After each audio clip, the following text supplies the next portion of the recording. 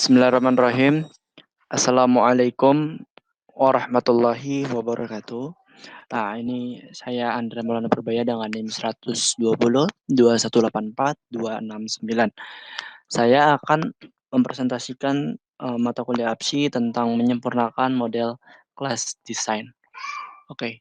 Nah, tujuan dari kita belajar ini adalah setelah menyelesaikan modul ini, kita akan dapat menyempurnakan atribut, kemudian relasi, kemudian metode, dan konstruktor dari model domain, kemudian anotasi sifat metode, kemudian terakhir membuat komponen dengan desain interface. Nah, ini peta prosesnya.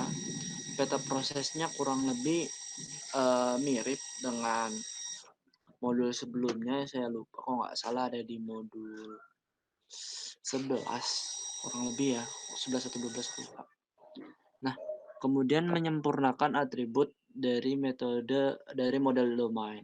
Nah, menyempurnakannya ini adalah pertama dengan bisa menyempurnakan metadata dari atribut terlebih dahulu, kemudian setelah udah selesai dia memilih tipe, habis dari memilih tipe udah sesuai nih, dia habis itu membuat atribut derived. Nah, kemudian terakhir memasukkan baru enkapsulasi yang ada di step ke-4.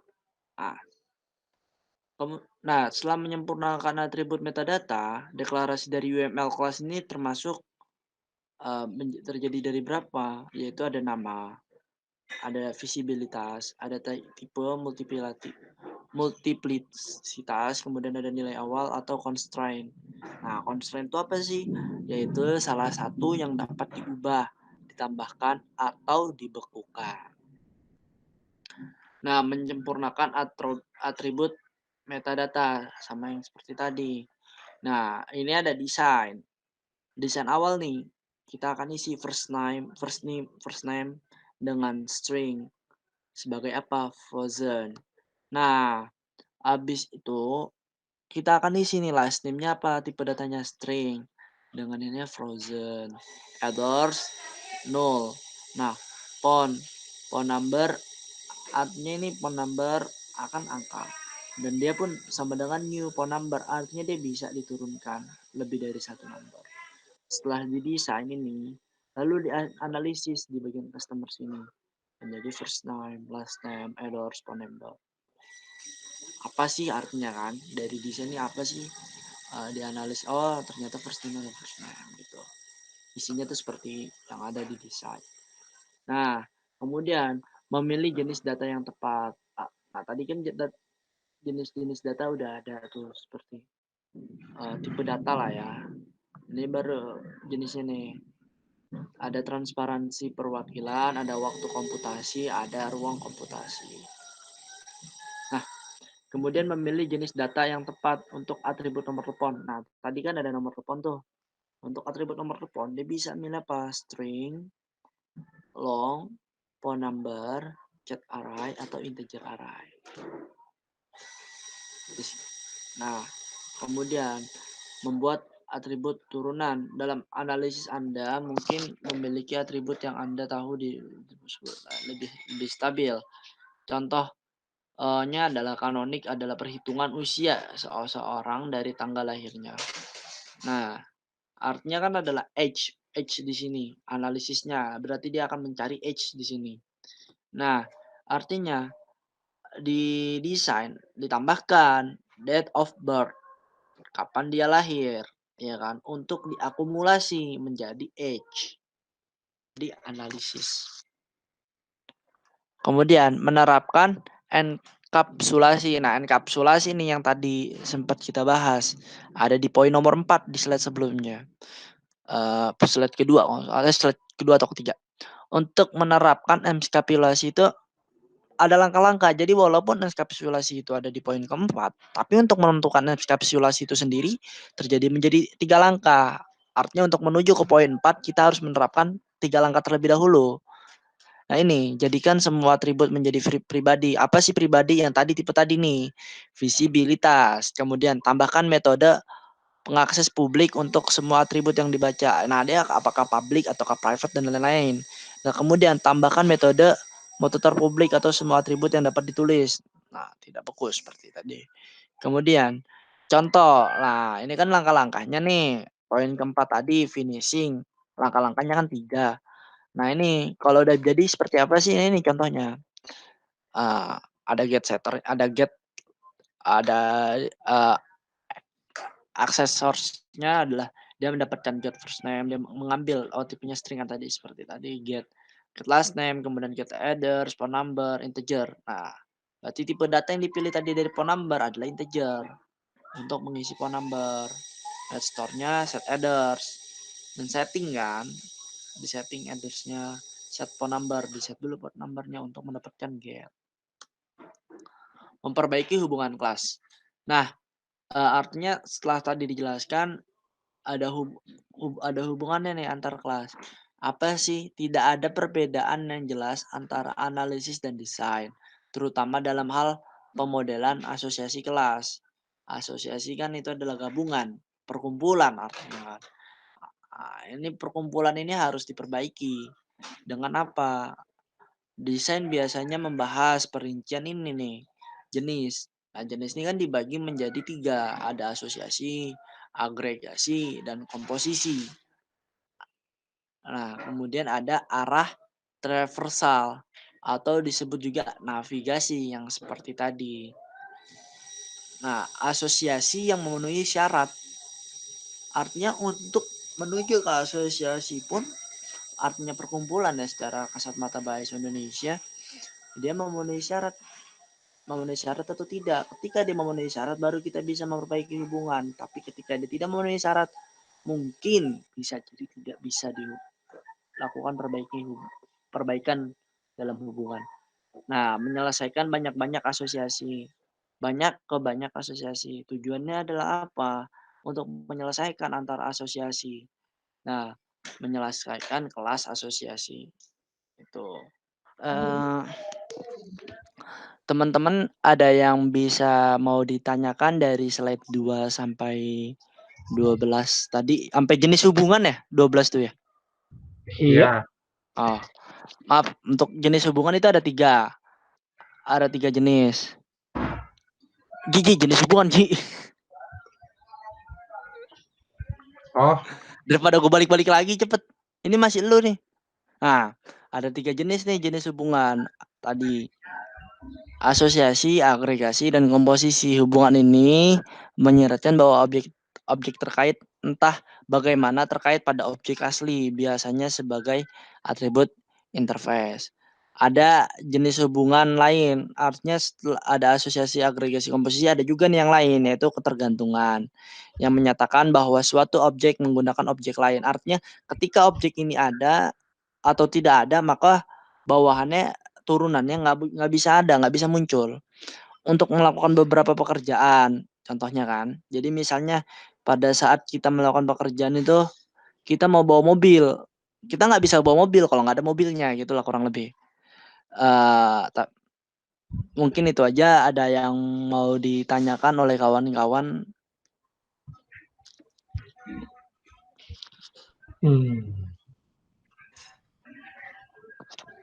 Ada yang mau bertanya dari PPT 2 nomor 2 sampai 12? Sudah cukup sih. Aji, Fahrizal cukup. Hidayatul Aji, ada yang kurang jelas atau ada yang mau dipertanyakan Itu kenapa apa bisa ya begitu? yang maksudnya ini apa? Transparansi perwakilan itu gimana maksudnya? Oh, gini. Dia kan adalah untuk memilih jenis data yang tepat. Nah, memilih jenis data adalah kompromi dari, artinya ini tuh jenisnya. Jadi data itu kan ada yang komputasi, ada yang secara waktu. Nah, transparansi perwakilan ini bisa jadi adalah jenis data yang memang transparan, public atau tidak private. Walaupun nanti jenisnya ada komputasi ataupun secara waktu ataupun ruang gitu loh. Mungkin ini ya jenis datanya. Ini adalah turunan dari model jenis data yang menurut PPT di sini adalah tepat tuh seperti itu.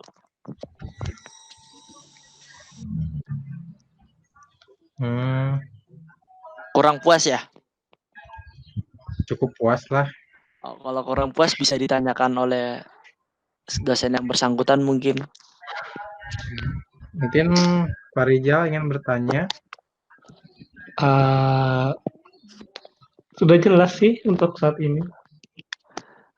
Oke, selanjutnya mungkin bisa dilanjutkan oleh Hidayatul Aji dari slide 13 dan seterusnya. Terima kasih.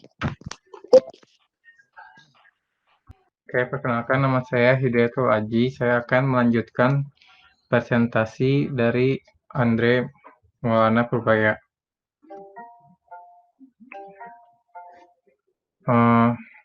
Asosiasi. Asosiasi adalah hubungan semantik antara dua atau lebih pengklarifikasi yang menentukan koneksi di antara intens mereka.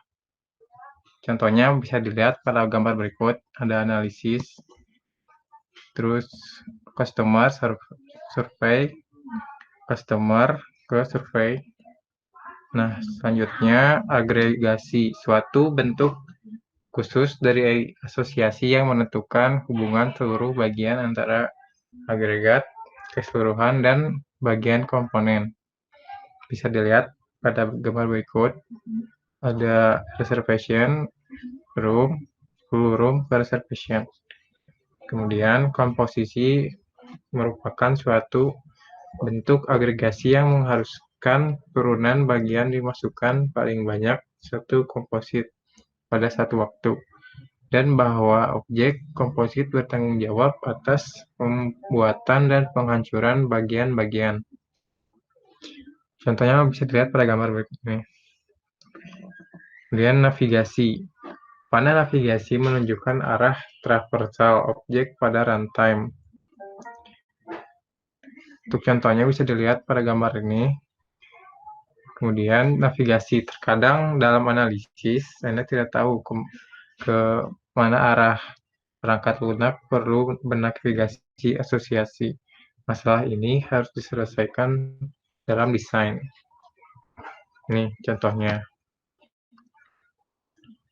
Asosiasi berkualitas. Dalam asosiasi satu ke banyak atau banyak ke banyak, sering berguna untuk memodelkan bagaimana sistem akan mengakses elemen tunggal dalam asosiasi. Nah, begini contohnya. Kemudian metode hubungan. Metode asosiasi memungkinkan klien untuk mengakses dan mengubah objek terkait. Ada 3 kasus, satu ke satu ke banyak, dan banyak ke banyak. Hubungan satu ke satu memerlukan variabel intens tunggal. Nah, ini contohnya. Untuk metode hubungan satu ke banyak membutuhkan penggunaan koneksi. Nah, bisa dilihat pada gambar ini. Kemudian menyelesaikan hubungan banyak ke banyak. Mengelola banyak ke banyak asosiasi adalah tantangan. Pertimbangkan untuk membatalkan persyaratan ini pada waktu desain. Nah, seperti ini. Menyelesaikan banyak ke banyak asosiasi. Jika asosiasi banyak ke banyak harus dipertahankan, Anda kadang-kadang dapat menambahkan kelas di antaranya yang mengurangi asosiasi banyak ke banyak tunggal menjadi dua asosiasi satu ke banyak. Sebagai contohnya bisa dilihat pada gambar berikut. Oke, sejauh ini ada yang ingin ditanyakan? Ji, mau nanya Ji tentang slide metode hubungan. Itu kan ada 3 kasus ya? Nah, ini Yang kalau nggak salah slide 20. ini Ya, itu kan ada ya. 3 hubungan ya, satu ke satu ke banyak, dan banyak ke banyak.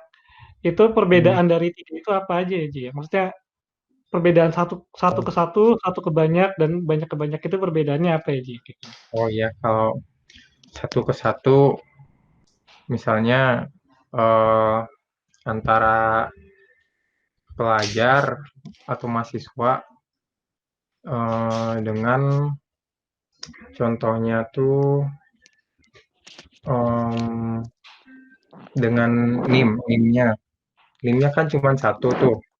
Ya, Jadi satu mahasiswa pasti kan punya satu NIM. satu NIM. Dan Oke. NIM hanya dimiliki oleh satu mahasiswa. Kalau satu kebanyak, misalnya Siap. antara mahasiswa dengan fakultas.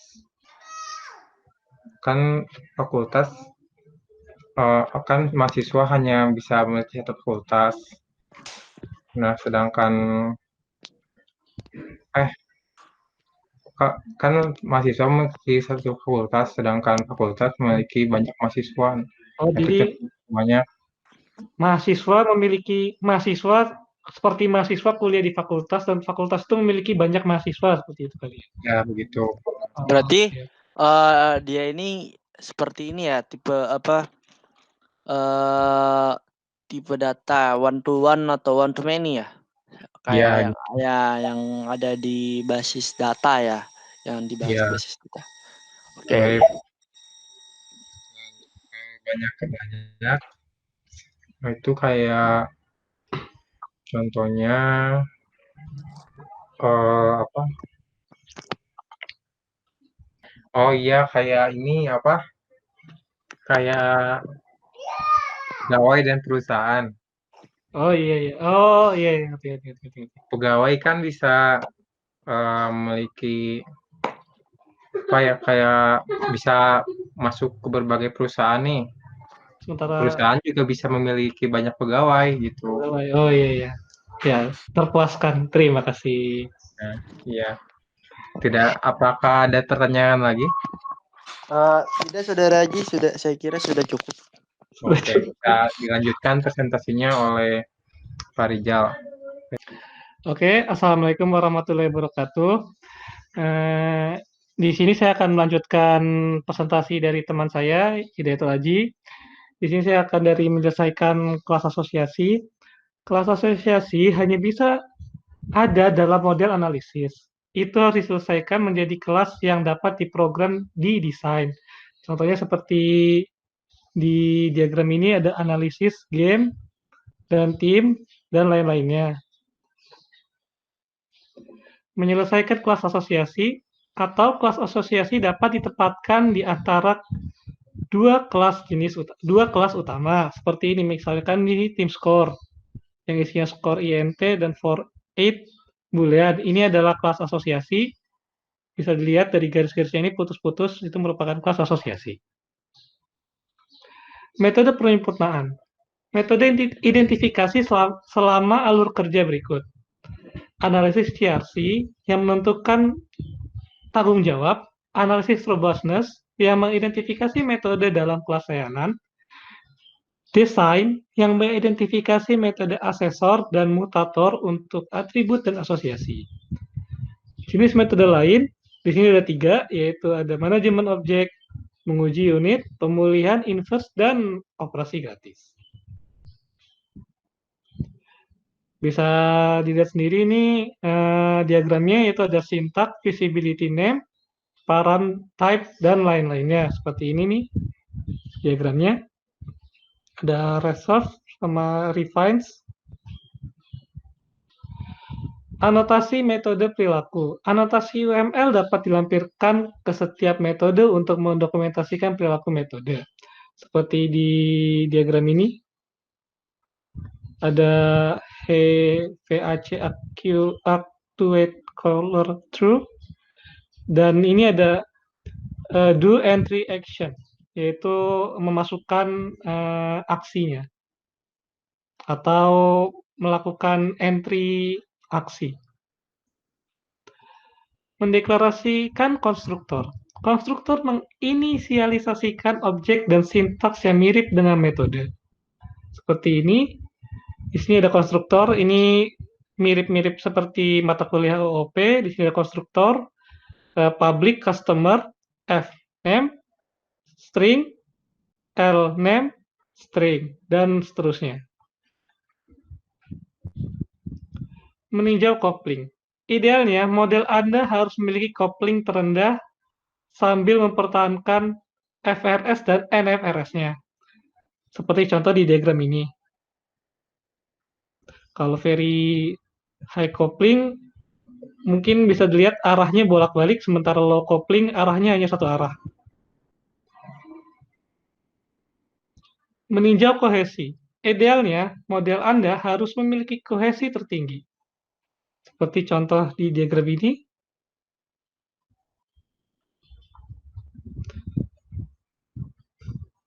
Membuat komponen dengan antarmuka atau user interface. Kelas dapat dikelompokkan menjadi komponen yang kohesif dengan antarmuka yang disediakan dan diperlukan dengan baik. Di sini ada contoh, ada let return notification, book reservation, loan, book inventory, dan membership. Membuat komponen dengan antarmuka.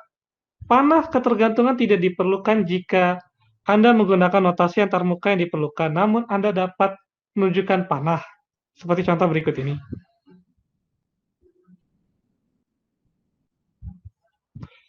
Dan yang terakhir ada ringkasan.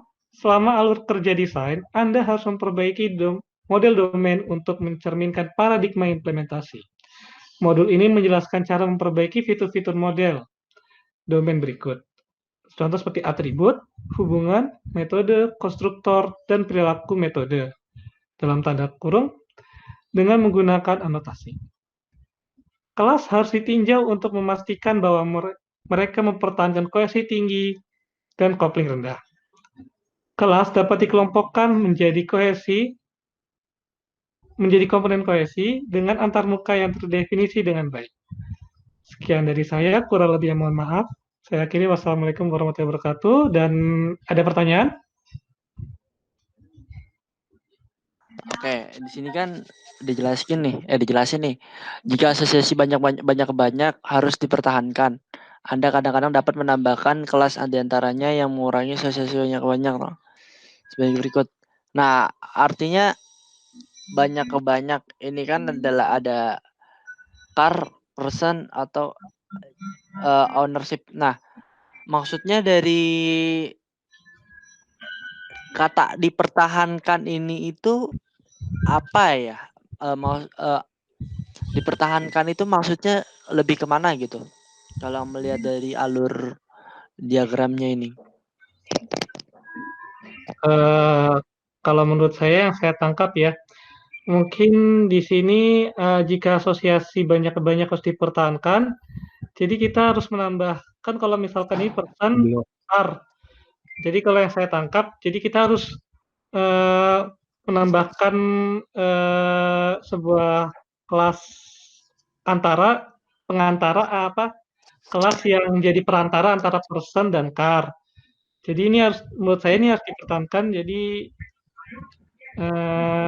tidak akan mengurangi asosiasinya. Barangkali saudara Haji bisa membantu. Banyak ke banyak. Ya, ada di banyak kan ya? Ya. Contohnya. Bukan, ini mungkin yang contohnya ini sudah ada di analisis ini kan. Misalnya kan di sini kan car, ya kan, artinya owner ini kan bisa memiliki car, ownernya juga bisa banyak orang.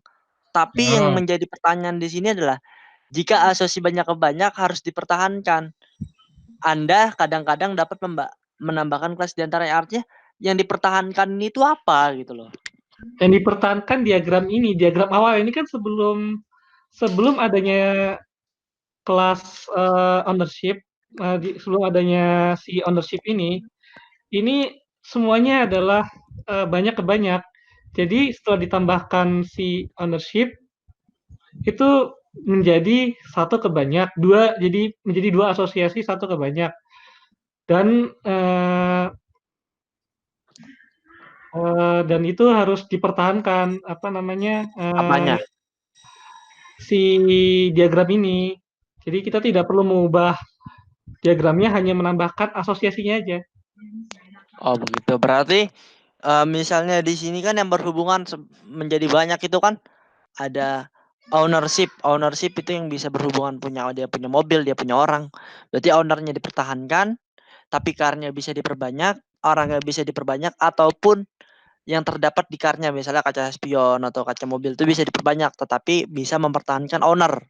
Begitu? Nah, itu yang saya tangkap seperti itu mungkin. Oke, terima kasih. Sama-sama. Ada yang mau ditanyakan kembali? Mungkin saudara aja yang ingin bertanya. Coba dilihat lagi slide sebelumnya. Nah, ini maksudnya apa gitu? Metode penyempurnaan. Oke, metode penyempurnaan ya. Jadi seperti halnya kita membuat sebuah mobil ya. Jadi kan nggak selamanya mobil yang keluar dari pabrik itu, nah misalkan nggak semua mobil yang keluar dari pabrik itu kan 100% sempurna, mulus ya. Nah, metode penyempurnaan ini membuat si mobil itu menjadi sempurna dengan caranya ada CRC, ada robustness dan lain-lain.